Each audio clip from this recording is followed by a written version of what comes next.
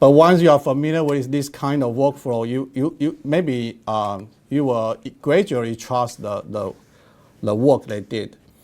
For example, I try to collaborate with my colleagues. She's a female urologist. We try to build one machine learning model to predict the female breast outlet obstruction. And all the machine learning model were designed by the AI, and we try to deploy it into a cloud by the AI itself. And it usually takes months to deploy and to ask the statistician or to ask the engineer to do all the jobs. But now we can do it by ourselves. Only maybe it takes maybe 3 to 4 weeks to complete all the jobs, and we can submit the paper.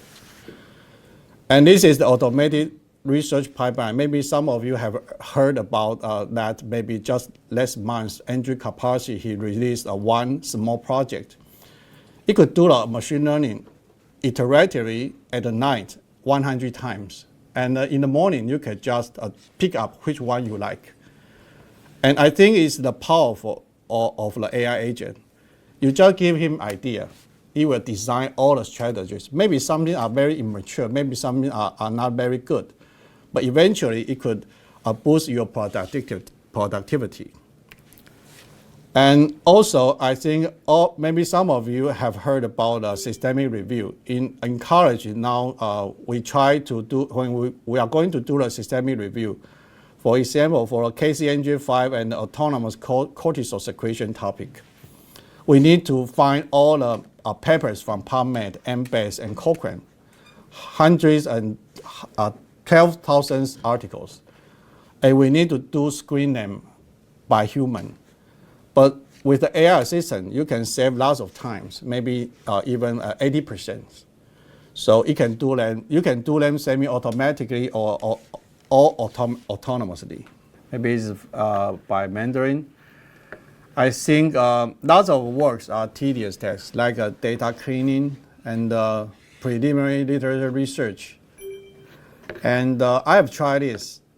All of this could be done by AI agent from, for example, AI literature research and screening, and data cleaning, and even statistical coding can be done exactly by the AI, but you should write the SAP, the statistic protocol first. And all the draft could be written by AI, and including the submission format. If you have these materials, you can transform to different kinds of format for fitting for any kinds of publisher. I think we human and we expert need to be focusing on study design and how to interpret the results. This is the most important because, as I mentioned before, this is the first principle. If you do not design a study right, all the things are wrong. So I have tried this. All the things, even the IRB could be, and the regulation could be aided and assisted by the agent. For example, for the machine learning submission, I try to design the two-stage machine learning and then do the pipeline to do this and do all the data analysis and writing a draft, maybe just in 1 week. But it was rejected. Yeah, because all the experts will be critical. But I think it's quite interesting experiment. And also, I try to use this PHI and MRI prostate cancer prediction. This is automatic machine model iteration.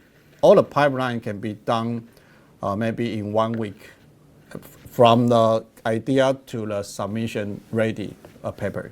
Yeah, it's very quick, but I think the quality is not very good. But so we need to set up the checkpoint.